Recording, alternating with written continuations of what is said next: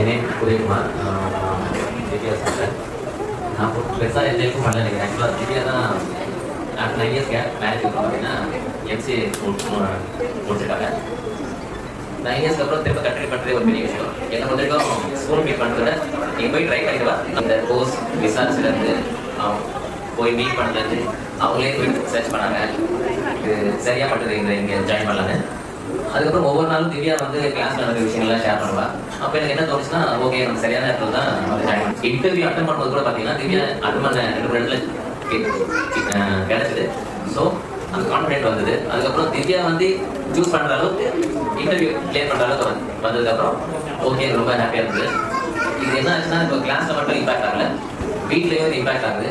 குழந்தை சத்தம் போட்டால் உடனே சத்தம் போட்டு அவனை ஆஃப் பண்ணுறாங்க. அதுக்கேற்ற ரூட் காஸ்ட்டும் கண்டுபிடிச்சி அதை ஃபிக்ஸ் பண்ணுற அளவுக்கு வந்திருக்கா. அது ரொம்ப சந்தோஷம். தேங்க்ஸ்.